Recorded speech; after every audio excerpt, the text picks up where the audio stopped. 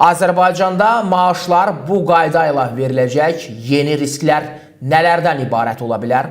Azərbaycanda əmək bazarında yeni islahat istiqaməti kimi saatlıq əmək haqqı sisteminə keçid gündəmə gəlib.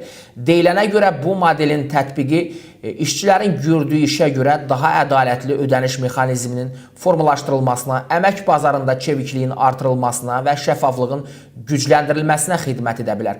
Saatlıq əmək haqqı sisteminə keçid Azərbaycanda işçilərin sosial təminatına və ümumi əmək bazarının sabitliyinə necə təsir göstərə bilər? Bununla bağlı danışan iqtisadçı Bella Bəşirova deyib ki, işçinin sərf etdiyi vaxta uyğun əmək haqqı məqsədə uyğundur. Saatlıq əmək haqqı sisteminə keçid ideyası prinsipcə ədalətli ödəniş anlayışına uyğun gəlir.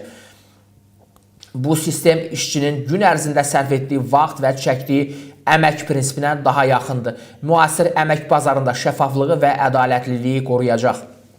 Lakin bunun praktikada necə tətbiq olunacağından çox şey asılıdır. Yəni, düzgün tənzimlənməsə bu həm üstünlüklər, həm də ciddi risklər yarada bilər.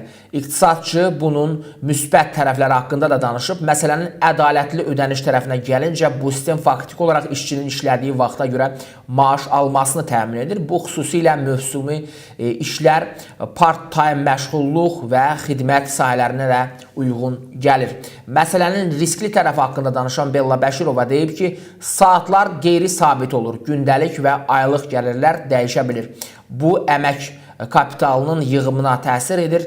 Nəticədə sosial müdafiə zəifləyir. Belə ki, formal olaraq işçi işləyir, amma iş saatları az göstərilir. Çünki bu yarım məşğulluq adlanır və dəqiq uçota əsasən aparılmır deyə iqtisadçı ortaya çıxa biləcək risklər barəsində də danışıb.